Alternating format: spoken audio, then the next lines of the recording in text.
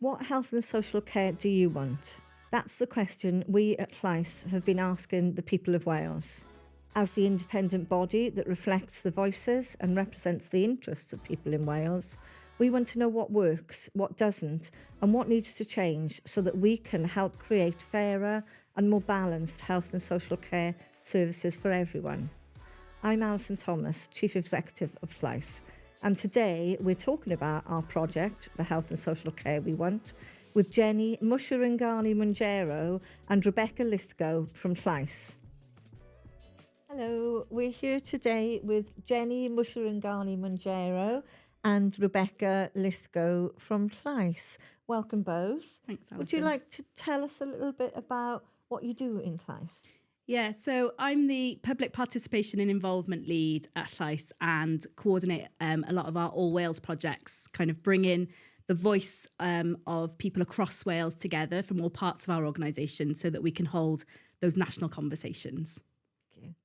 Yeah, and I'm the Head of Insights and Engagement, and what that means is supporting all of our teams to go out and talk with lots of people across Wales.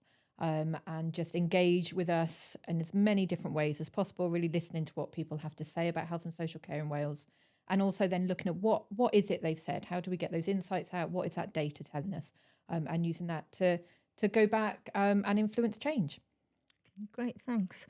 I want to spend a bit of time today talking about our Health and Social Care We Want project and why it's important to Llais.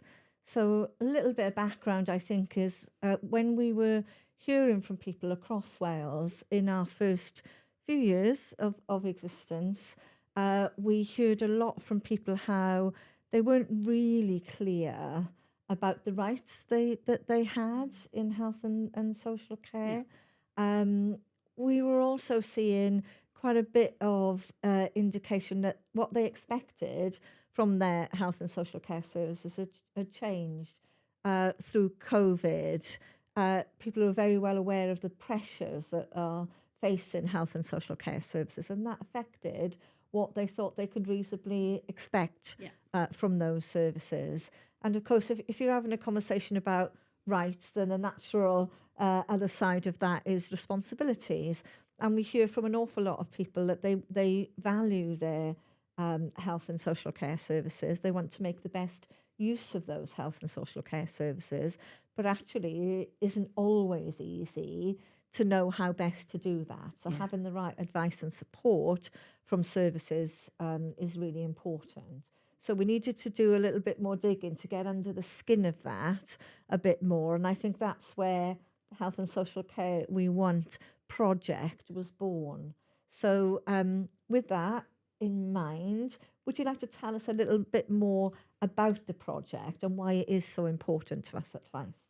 Yeah, I think one of the first things that for me sets the health and social care we want a bit differently to some of the other work that we've done at Llais is because we really wanted that project to have that national conversation feel and to make sure that all people in Wales had an opportunity to, tell us their experiences and share some ideas around these themes of rights, expectations and responsibilities.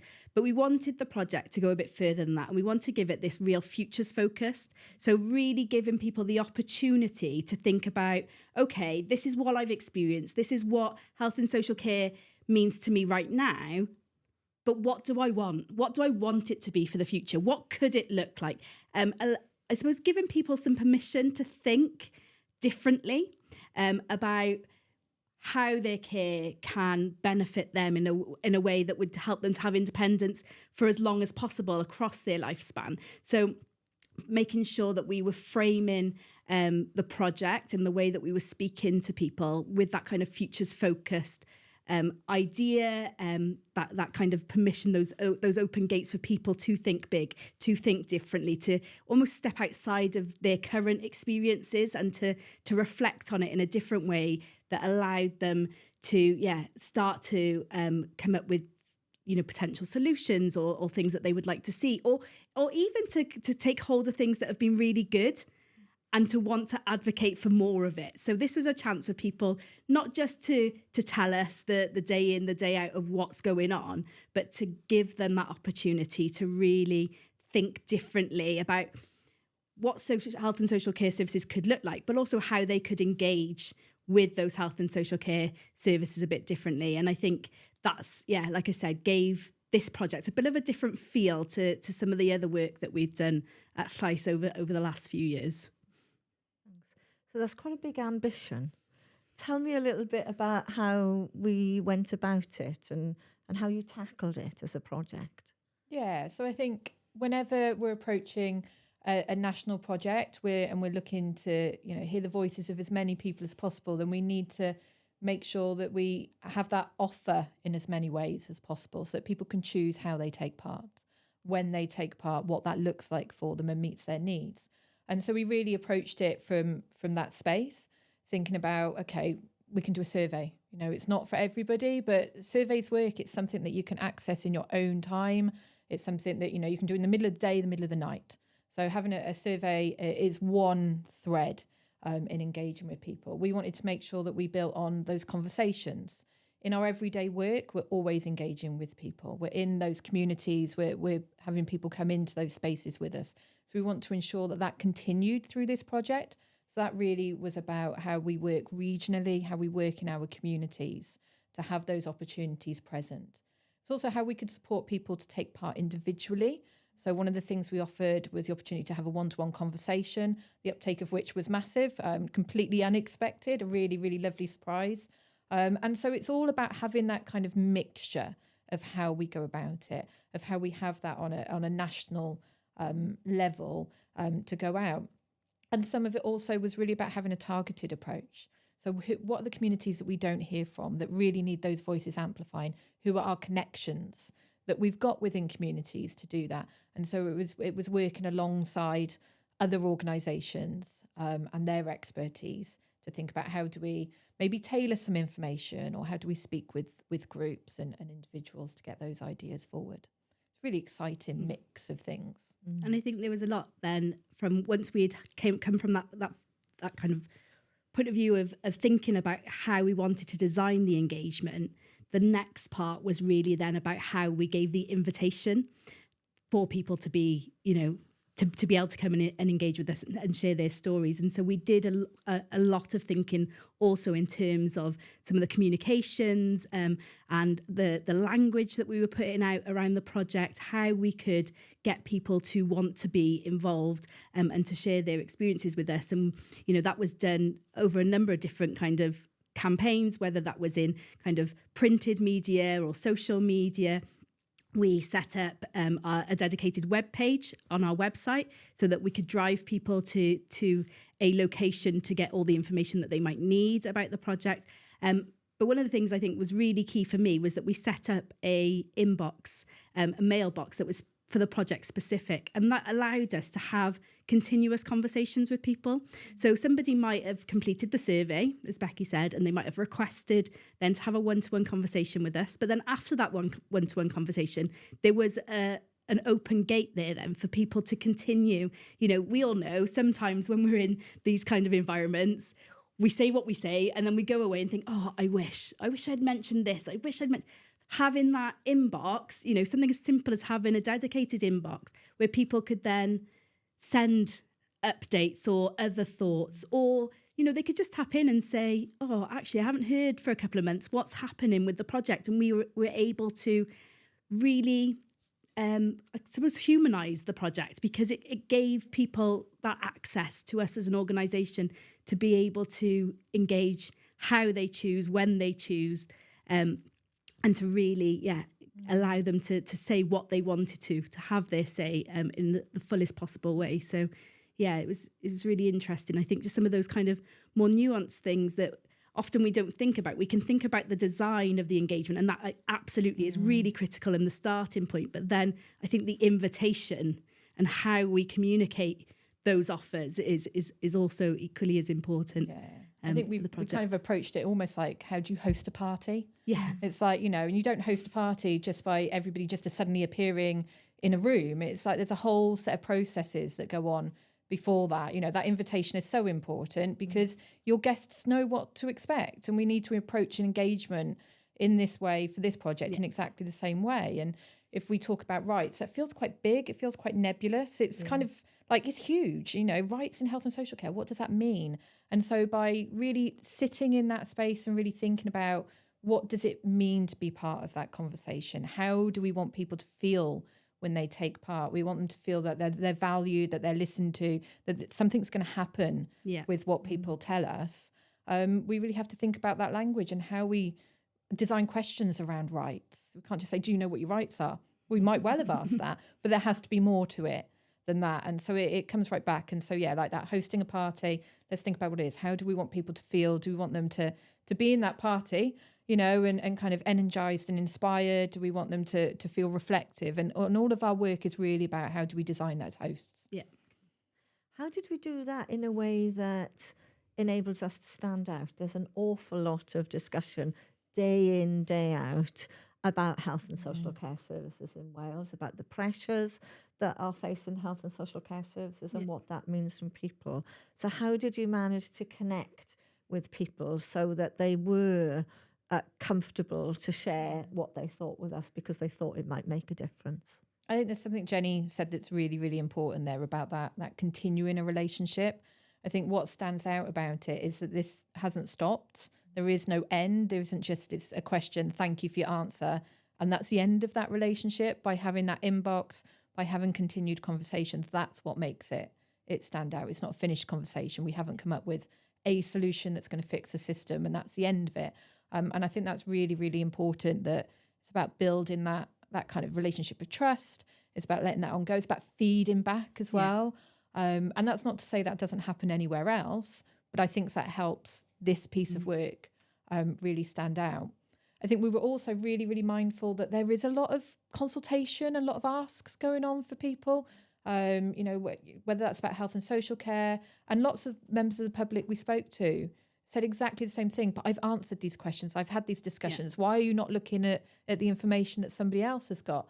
So I think it's been really mindful that is going on, and that there's always a balance, that it doesn't have to be a constant questioning and answering relationship. That actually, if somebody tells us they've just done a bunch of questions over there, well, let's go and have a conversation with them, you know, whoever did that piece of engagement work, that consultation, then that voice is in there, and let's not lose it when somebody said it. They might not re-engage. So it's a couple of different things for me that really makes it stand out in that way. Yeah, and I think one of the tools that we created as part of our engagement offers was this idea of a self-facilitation pack. So I think it was also acknowledging that maybe we are not the right people in this moment in time or in this space to have that conversation. And as Becky said, working with some of our kind of community partners, some of those people we already had trusted relationships with, to be the mouthpiece of Llais almost. So we created a toolkit. Again, it wasn't a recipe or an instruction manual. It was just some guidance, some ideas for people to host those conversations on our behalf. And that could be other community organisations speaking to the people that they currently support.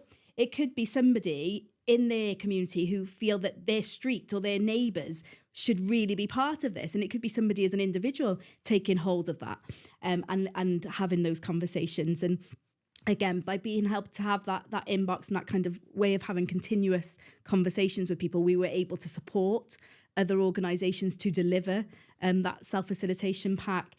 We were able to support people who had maybe a one-to-one conversation with us, who then expressed an interest in getting some of their family members or their neighbours or their community involved to have those conversations on our behalf.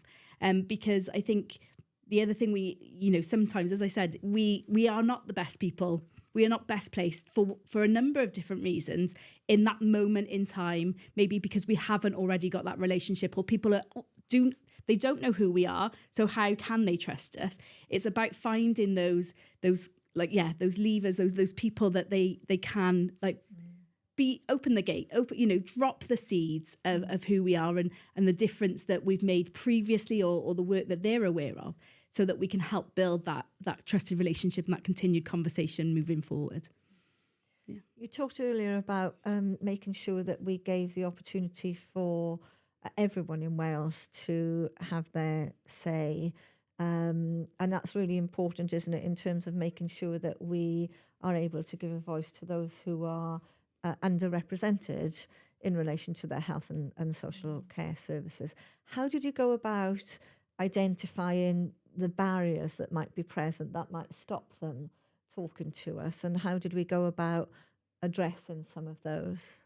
Yeah, I think we hear a lot at Llais about barriers to taking part, to having conversations. That's part of our day-to-day work when we're engaging with communities, and recognising when we're not engaging with communities as well. So I think as an organisation, that's about how we reflect on our practice and understand where those gaps are in the work that we do.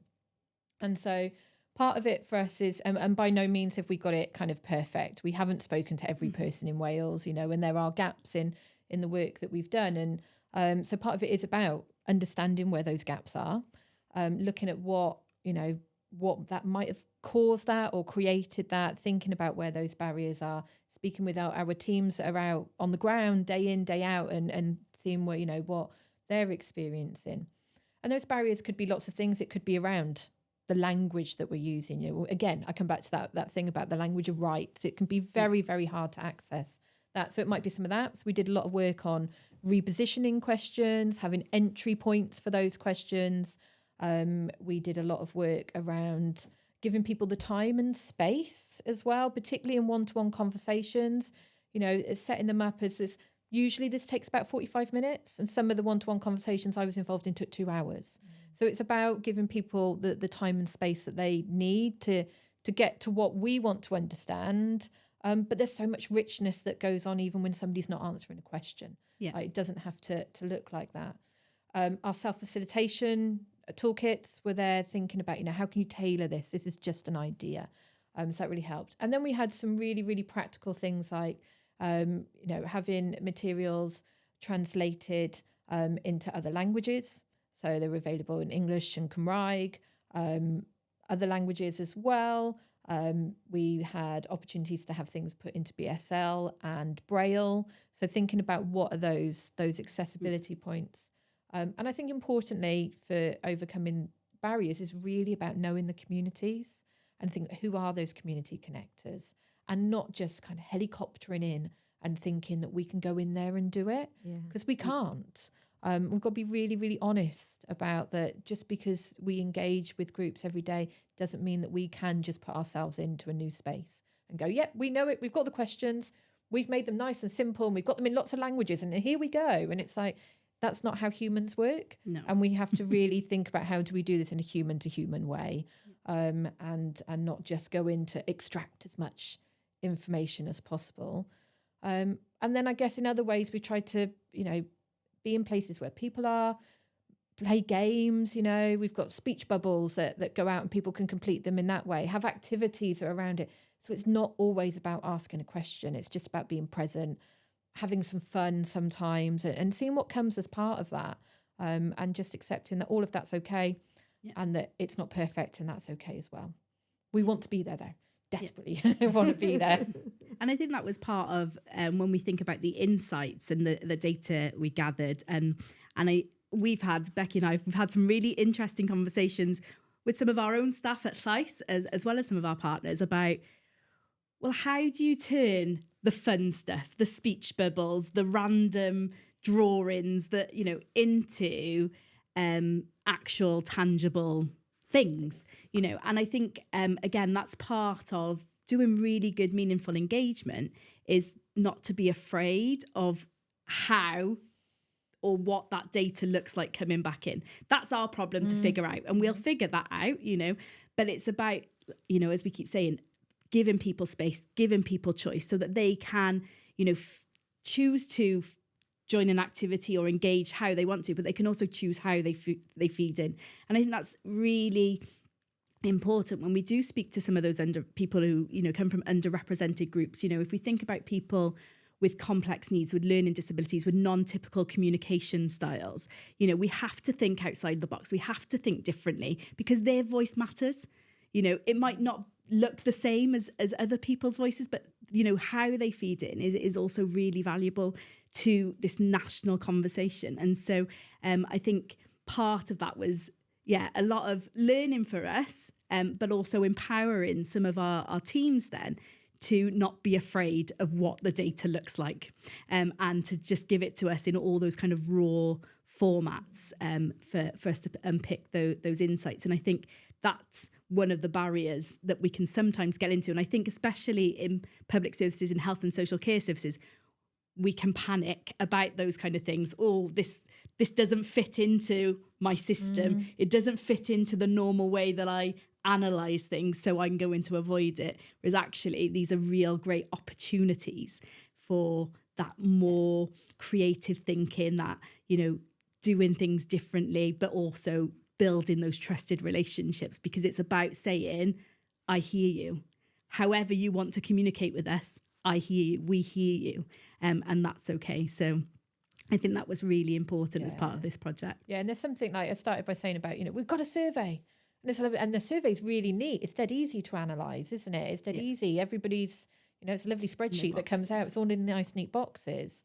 And it is really about that permission to do things differently. And we'll manage the stuff that comes in as it comes in. It was a real invitation to people to say, send in photos, whatever it looks like, please just send it in. If you want a survey, that's great. But if it's just photographs of Post-it notes or a picture, a doodle, where we write us a poem, anything. It doesn't matter. It's like the advice Stedford. Yeah, you want to do a doodle? Yeah, of course you want to do a doodle. Yeah, it's absolutely fine for us to have all that in.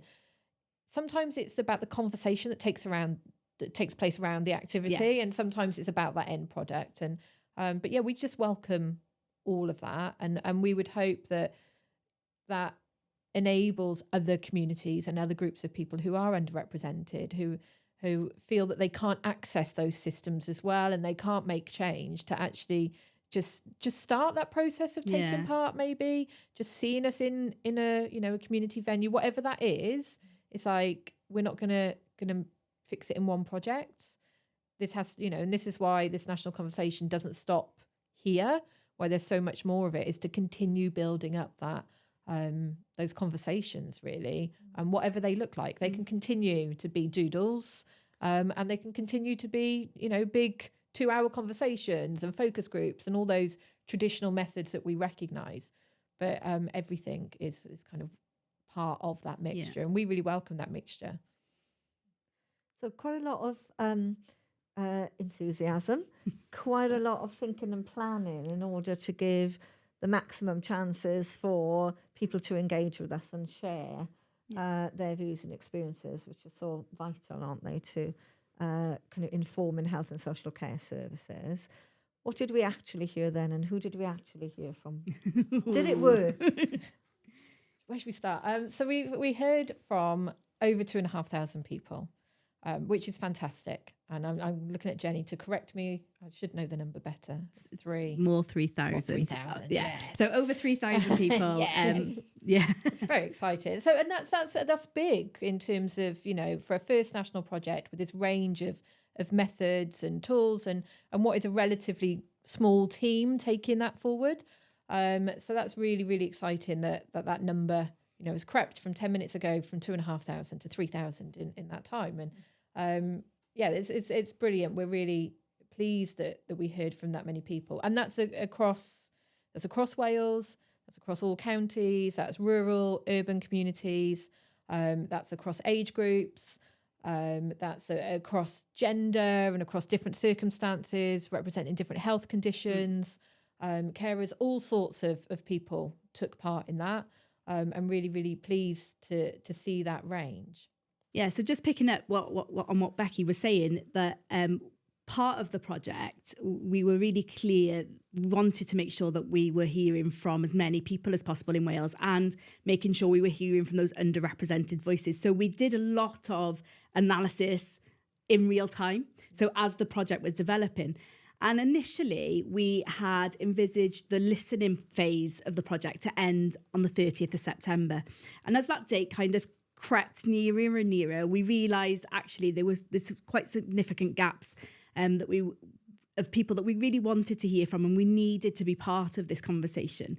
And so in a lot of thinking and talking internally as an organisation, we then decided to extend that listening phase to the 1st of November. And that gave us an opportunity to do some more of that targeted work.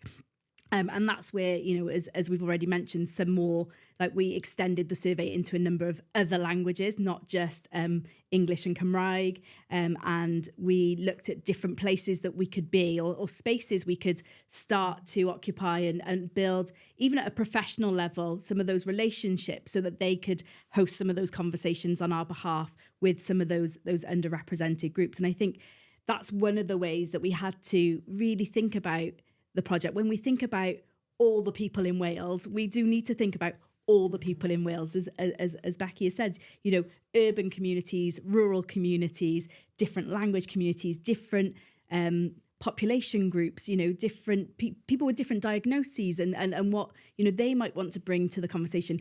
Carers, and we heard actually from quite a significant amount of unpaid carers, which was really good to hear. I think about half of our survey respondents were from unpaid carers, and we held a number of those one-to-one conversations, and it was just really good to get their perspective as well of, what, not just experiencing health and social care services, but being an advocate for their loved one in that space. And, and I think, especially for me, some of the one-to-one conversations I had, there were a number of people who actually just wrote off their own medical conditions because it was more important for them to advocate for their spouses or a sibling or a parent. And that's where they got their fire from, their passion to want to be part of the project. And that was a really interesting thing to go through when you're talking to carers, that you actually get two people's kind of input.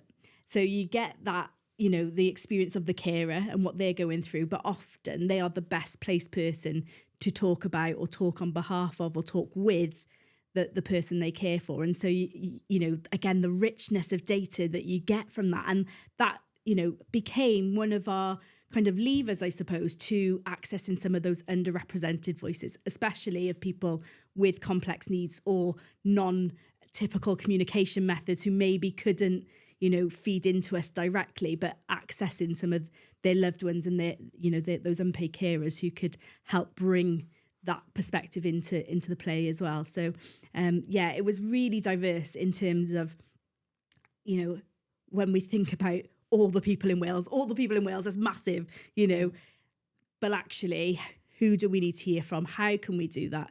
And, as we've said, this is really the first of those kind of all Wales projects, and that we're hoping to continue and do more of. I think there was also that, that appreciation that this was new and this was okay not to get it all right, and that we could learn through the process. And one of the key things I think that we built in to kind of the design of the overall project was having a lessons log that allowed us to think about, okay, what issues have risen up that we need to consider for next time, but also what successes, those kind of,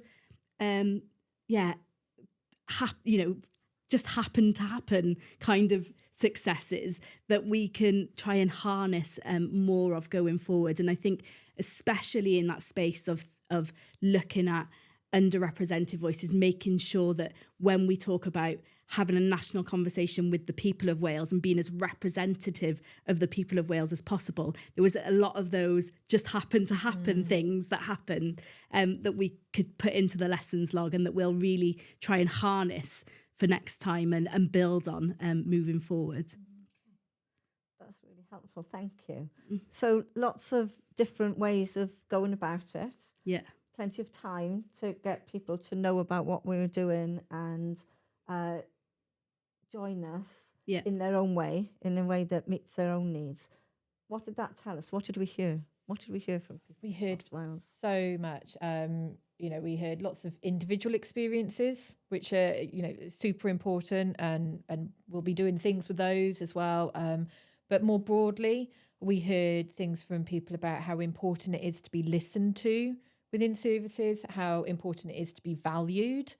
These kind of big themes really coming through there. We heard about, the importance of having things joined up as well. So many of the stories that I sat through in one-to-one conversations that we see coming through more broadly is about gaps in services. I've moved from this one to this one and it doesn't connect, it doesn't join up. Something's been lost along the way. I think we heard things around clarity of communication, and what it means to get communicated with in a way that you can understand and access. That always comes through really, really loud and strong. And I can think of several one-to-one conversations I had with people where it just, they'd said several times they needed a letter in a particular format and it was system says, no, I can't help you with that. Which is really shocking and surprising, but at the same time not as well, because I think Llais, these are things that we hear a lot of, unfortunately. So those were the kind of some of the broad themes. We also heard some really great examples of good practice, and things that had really worked well for people. And that would be individual staff that they'd come into contact with. It might be, a particular GP or a nurse at an appointment, and or a particular care worker, or or a third sector organisation that had really stepped into a gap for a family. So we heard lots of stories of great people in the system, and the amazing things that they're doing to support people. And quite often those little small touch points are really, really important for people. There's little interaction. So some really, really good examples of what can be done. But fundamentally it was about, I want to be treated like a human. I wanted to be treated with dignity and respect. I want to feel like people have got time for me as well, that I'm not just a number. I'm not just an appointment. I'm not just, a visit that somebody's got to complete as part of their job, that I'm actually valued in that process. Thank you. How are we going to go about at Llais using those very individualised perspectives of what health and social care means for people to talk to big system? We're talking about an NHS service that's very large, is quite complex, similar for social care services. How are we using what we've heard to drive change and improvement for people? Because let's face it, people share their experiences, don't they? Yeah. Because they want something to happen as a result. So tell me a bit more about that. Yeah, I think the health and social care we want really opens some of those further conversations. It's not saying that lots of what we heard isn't new, but we're framing it in a different way. And I think that's really, really important, and something that we're doing differently with it. We're not going, here it is, here's what we've heard, off you go and fix the system. We want to work with, different services to look at how can we embed some of that good practice that we've heard, and how can we challenge some of the practice that we don't want to continue, and some of those other barriers that people are coming up against. And so part of it is really about sharing what we've heard loud and clearly, and not being apologetic for it, and not going, oh, look, we're still hearing this. Actually, it's like, we are still hearing this, and it's really presenting it in that way. It's really presenting that to back to the people that we've heard from who have taken part in that engagement, sense checking some of it. Is this right? Are we reflecting what we've heard? Is it, it's because it's gone through our filters. So we want to make sure that's okay. We want to get that out to as many policymakers and decision makers as possible as well, and reflect that back to them. And I think really importantly, one of the things that we're looking to do is actually, how can we pilot, co-design, co-create some of these solutions, some of these changes? Who is it that we need to work with in order to do that? Or who can we connect up? It's not necessarily that Llais is the organisation to be in there doing that, but actually we know that somebody in Gwent told us about something that's really, really exciting, and how can we fix them up with somebody in North Wales who's got a similar problem but hasn't heard of this solution?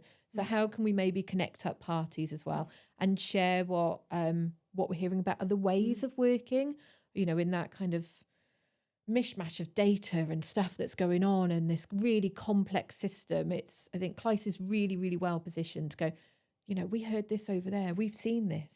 Let's take it to the gap over there that we've heard about, that we're in a really, really unique position as an organisation to be able to join up some of those dots where they're really busy delivering, and we're not busy delivering in the same way. And I think, building on that essence of it is there's not just one thing that we're going to do with all of this information.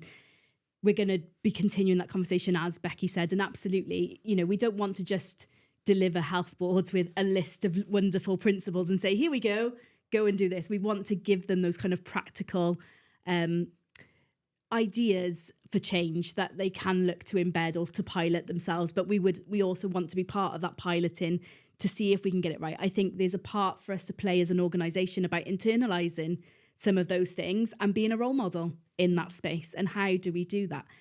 But there's also then looking at the other elements of what we do as an organisation.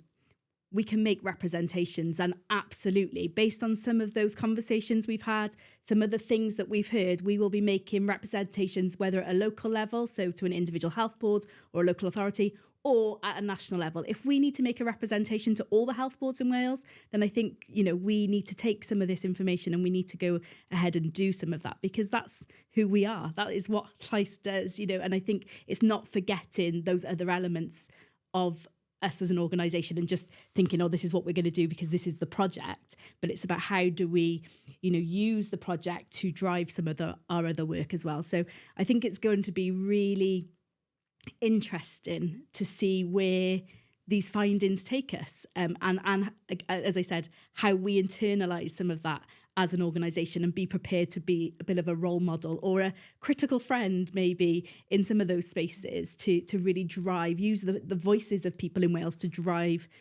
some of that change that's really necessary across our services. How do we go about that in a way that keeps things simple to the kind of the fundamental principles in what is a very complex, fast-paced, changeable environment? The changes that are taking place in Wales in relation to both NHS and social care services are moving fast. Yeah. How do we keep that focus on the things that really matter to people, on the fundamental principles that affect how they look for their health and social care services? I think part of that is in terms of the thematic grouping, in terms of what we've heard. I think it's having that understanding and acknowledgement that we can't fix everything. So it is about looking at where do we start and where will have the most impact. And as Becky said, some of those things that people have told us are fundamental, foundational things that cut across all parts of services. And, communication is a big one. And so looking at, where are the opportunities within that communication landscape that we could maybe try and have some change. And I think part of that will be those co-designing those ideas for the future, so that by the time we're delivering it to the health board, it's not just an idea, but we've got some real practical steps that can make it as simple as possible for them to implement. Yes, there will be that contextualization of that. So, we will give them that kind of guidance of how you might be able to implement this, and they'll have to look at, how does that fit within their localized systems and what, some thinking around it, but trying to make it as simple as possible rather than just throwing out these big complex ideas and saying, right, you need to now make sure that everybody is communicated with in a way that suits them. Great, but what does that mean in practice? And I think that's where phase 2 of the project is going to hold some space in terms of looking and trying to answer the exact question that you've asked us. How do we make this as simple as possible for implementation? And having those conversations, those continued conversations, bringing a range of different people together into spaces to challenge some of the findings that we've heard, some of the things that we've heard, and to try and inspire some of those, I suppose, real out-of-the-box thinking, those big things, and then narrowing them down into what is practical to be delivered in reality. And I think that's now we're entering quite an exciting part of the project, because this is all about that idea of co-creating, doing something differently, as well as looking at about what else is going on in Wales and how we can make sure we're not duplicating and we're linking up with partners in the best way possible. So I think we can think of the principles that we're hearing from people as a bit like a kind of a coat hanger, best analogy I can come up with in the moment of how we take this work forward. So whenever we're having a conversation, whether that's with a health board, a policy maker, whatever that looks like, with communities, we can think about how is the work that we're doing hang from those principles? How does it, fall beyond that? So we've got a coat hanger. We want to design a service. Well, how do we make it look like a shirt on that coat hanger? How do we make that service really hang from those principles? And I think that's one way of how we can embed it going forwards. How we ensure that, that those themes that we're hearing from people are always in the conversations that we're having, are always part of that process. Coat hangers. Okay, coat hangers. Okay, so you both talked about the importance of bringing people together, and kind of working together to solve some of the difficult challenges that are facing and have faced health and social care services for some time. Why should Llais be the body that's able to bring people together to work around solutions? So Llais is really well positioned in that we're an independent body. We're not wedded to any particular part of that system.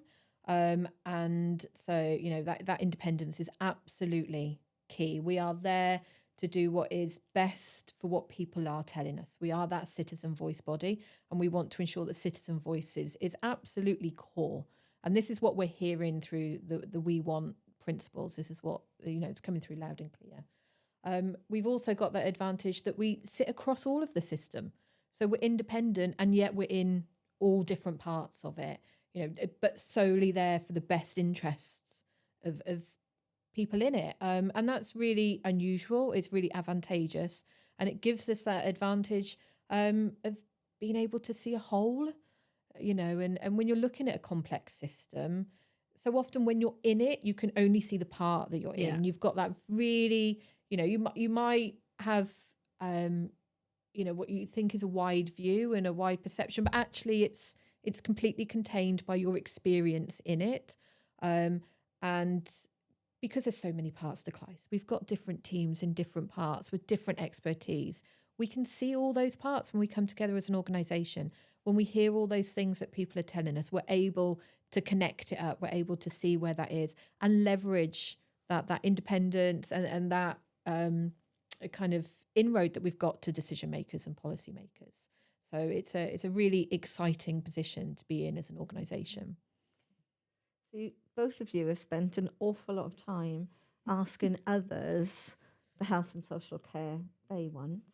I'm going to turn the tables on you two and ask you to tell me what, if you were describing the health and social care you want, what does it look like?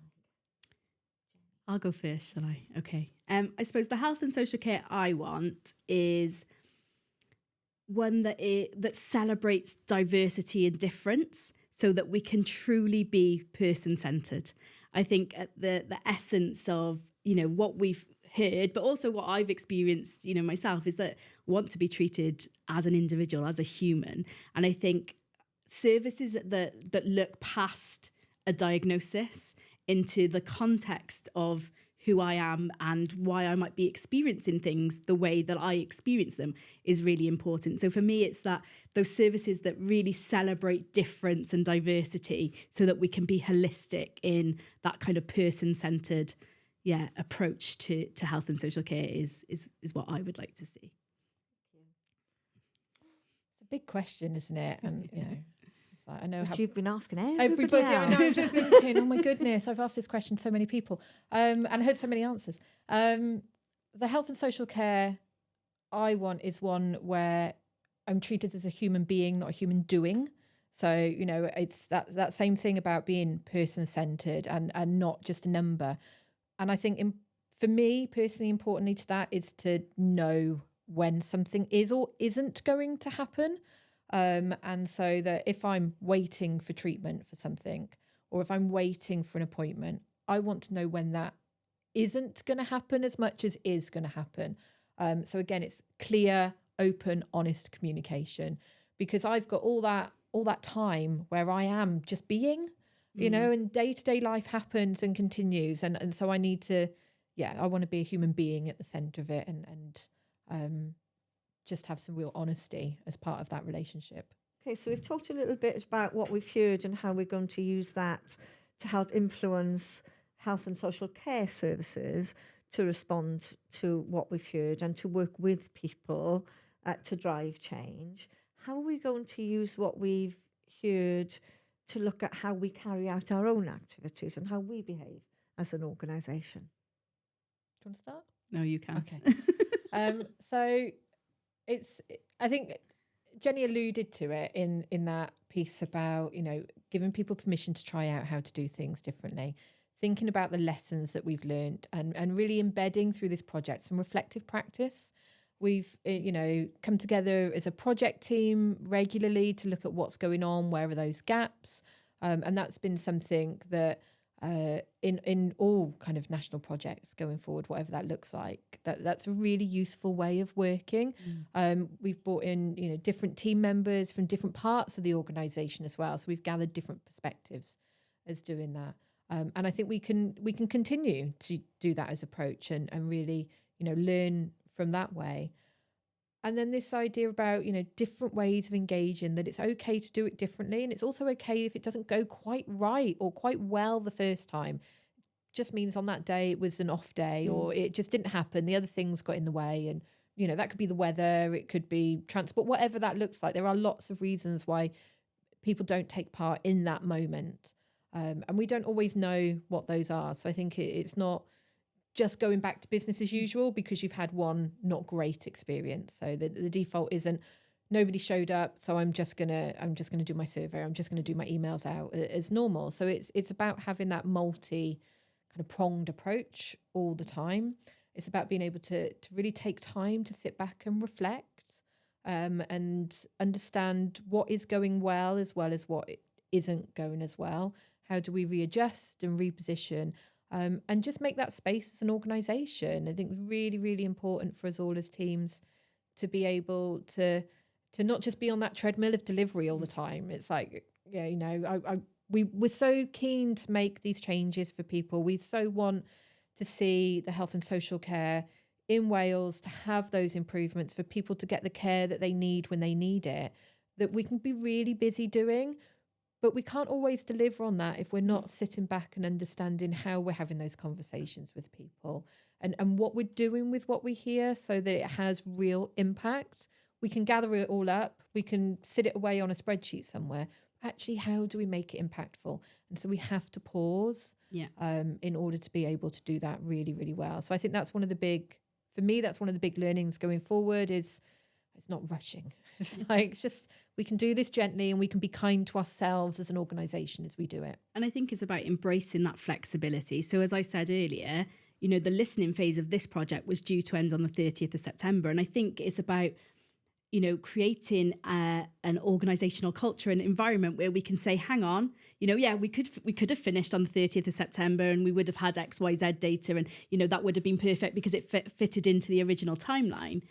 But if we want to do things that are high quality and that have real meaning and purpose, that we can be flexible as an organisation and not being afraid to say, you know, hang on a minute, you know, like, actually, is there any chance? Can we have a conversation about what it would look like to extend this part of the project? Or is this an absolute deadline? And if it is, the justification why it has to be an absolute deadline, or is there flexibility around it? So I think that flexibility as an organisation is really key. And part of that comes, as Becky said, from that permissioning and how we permission from kind of the top down, but also how we create, you know, space for that information to come back up. And I think one of the other things that was really key for me in this project is that we tried really hard to keep as many people in the organisation as possible up to date with what was going on in the project. So we had our weekly project meeting with the small project team. We then had wider meetings on a fortnightly basis with comms and engagement staff across the organisation. And then we also came and hijacked some of our all-staff meetings, our fortnightly meetings, and just to tell people what we were hearing, where we were at a project within the project, so that other people in their areas could recognise either how they could feed in, or, you know, it might spark something, a gap or an idea for, you know, how we can operate differently in other parts of the organisation. So for me, when I talk about us kind of internalising some of those principles that we've heard through We Want, it is really about how we can be that open, flexible organisation where, you know, the staff at every level feel empowered to be able to have those conversations, to throw out new ideas, as Becky said, to try things, even if they don't work. It's not failing, it's learning. It's about learning, okay, this doesn't work in this context, or actually this didn't work right now, but with a tweak, or can we, you know, and not being afraid to speak to other people about that learning as well, so that we can, you know, together collectively move forward to try and embed new ways of working, create best practices, good practices that work for us as an organisation. And then, as I said earlier, that's when we can then start to become that role model or that critical friend to some of the health and social care services across Wales, because we've lived and we've breathed it, and we understand the icky bits, the hard bits. We also understand where there are those gaps for opportunity to move forward, and that's how we can start to change, I think, some of the narrative around systems, complex systems, processes, what engagement can look like, and how it, you know, invested into well, can actually be a really good tool for saving people time in the future, you know, creating things that actually work, and you know, or even as an evaluation method for people to do that kind of self-reflection, that sense check of, we think our services are working okay right now. Well, let's just invite some people in to make sure that is the case. Or, you know, how can we now build on this and take it to a new space, a new place, you know, and to continue that cycle of improvement. So, yeah. Yeah, and for me, there's something as well about when we're thinking about engagement, and I'm thinking about one of the principles around, you know, joined up services. Well, how do we do that as an organisation? And engagement isn't just the responsibility of people who have engagement in their job title in the organisation. It's the responsibility of all of us as an organisation. We all play a part in our supporting of those roles. It's not just, if I'm the person who's going out having a conversation, maybe holding those one-to-ones online, you know, that's not just me doing that. There's a whole organisation that supported that. There's a whole set of systems that are behind that. So how do we ensure that we're joined up as an organisation? Yeah. How do we ensure that all of our staff and volunteers are also empowered to take part in engagement events and engagement activities? So our survey, we want to make sure that, you know, we're, as individuals in an organisation, we're also service users. We've all got those experiences. So how do we empower people to take part and to feel really proud of an organisation that they can go and share these things to their local communities as well, and to the networks that they're engaged with? Because ultimately, you know, we've all got those connections out. So I think there's a principle there in joined up thinking and in joined up services that's really, really core to how we work as an organisation. Thank you both very much indeed. Thanks so much for watching and listening to episode 2 of the Health and Social Care We Want. Llais is always looking to hear your views and experiences of using health and social care services across Wales. And you can find out more about how you can join the conversation by visiting our website at www.llaiswales.org or following us on social media.